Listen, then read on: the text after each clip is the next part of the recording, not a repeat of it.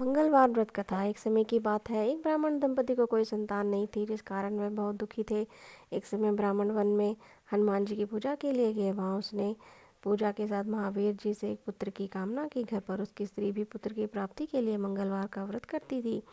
वह मंगलवार के दिन व्रत के अंत में हनुमान जी को भोग लगाकर ही भोजन करती थी। एक बार व्रत के दिन ब्राह्मणी ना भोजन बना पाई और ना ही हनुमान जी को भोग लगा सकी। उसने ये प्रण किया कि वह अगले मंगलवार को हनुमान जी को भोग लगाकर ही भोजन करेगी। वह भूखे प्यासी 6 दिन तक पड़ी रही। मंगलवार के दिन वह बेहोश हो गई। हनुमान जी उसकी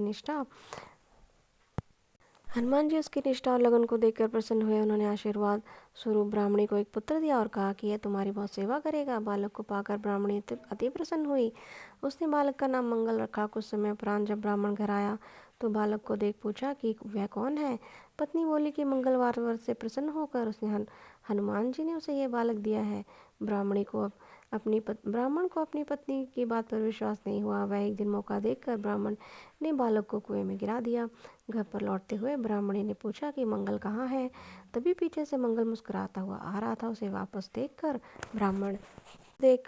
ब्राह्मण आश्चर्यचकित रह गया। रात को हनुमान जी ने उसे स्वप्न में दर्शन दिए और बताया कि यह पुत्र उन्होंने ही दिया है। ब्राह्मण सत्य जानकर बहुत खुश हुआ। इसके बाद वह ब्राह्मण दंपति प्रत्येक मंगलवार को व्रत रखने लगे। जो मनुष्य मंगलवार व्रत कथा को पढ़ता या सुनता है और नित्य से व्रत रखता है, उसे हनुमान जी की कृपा से सभी कष्ट दूर होते हैं, सर्व सुखों को वह प्राप्त होता है। तो बोलिए हनुमान जी की जय हो।